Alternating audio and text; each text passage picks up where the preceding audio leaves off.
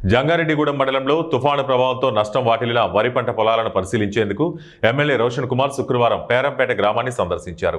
ఎమ్మెల్యేతో పాటు వ్యవసాయ శాఖ అధికారులు, స్థానిక రైతులు కూడా ఈ పర్యటనలో పాల్గొన్నారు. మోందా తుఫాను ప్రభావంతో వరి పంటలు నేలకొరిగిన పరిస్థితిని ప్రత్యక్షంగా పరిశీలించిన ఎమ్మెల్యే రోషన్ కుమార్ రైతులతో మాట్లాడి వారి నష్టాన్ని అర్థం చేసుకున్నారు. పంట నష్టాలను, వాటి తీవ్రతను బట్టి అంచనా వేయాలని, నష్టపరిహార ప్రక్రియను వేగవంతం చేయాలని సంబంధిత అధికారులను ఎమ్మెల్యే ఆదేశించారు.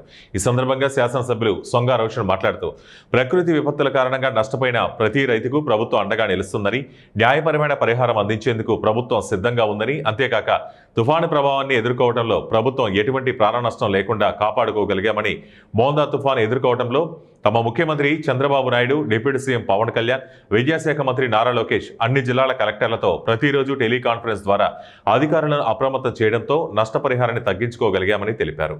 రైతుల సంక్షేమం కోసం ప్రభుత్వం కట్టుబడి ఉందని ఎమ్మెల్యే స్పష్టం చేశారు.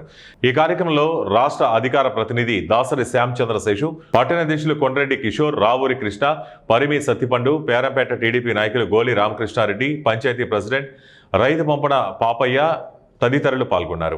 ఎవరైతే పనులకి వెళ్లకుండా మరి పునరావాస కేంద్రాలు ఉన్నారో వారికి తలా ఒకరికి 1000 రూపాయలు చొప్పున తలా ఒకటి 1000 రూపాయలు, మనిషికి ఇంట్లో ముగ్గురు కంటే ఎక్కువ ఉంటే 3000 రూపాయలు, దానికంటే తక్కువ ఉంటే ప్రతి ఒక్కరికి 1000 రూపాయలు ఇచ్చి 5 కేజీల బియ్యం, కేజీ కందిపప్పు, లీటర్ పామాయిల్, కేజీ పంచదార, కేజీ ఉల్లిపాయ, కేజీ బంగాళదుంప ఇవి ఇచ్చి డబ్బులు కూడా ఇచ్చి మీ యొక్క ప్రభుత్వం.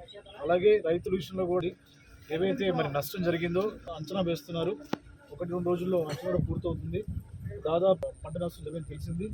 ఈ విషయంలో రిపోర్ట్ కూడా పంపింగ్ ఉండండి. ఇది రైతులను ఆదుకునే ప్రభుత్వం ఎందుకంటే కాబట్టి సో అన్నిటికి కూడా ముందంజలో ఉంది.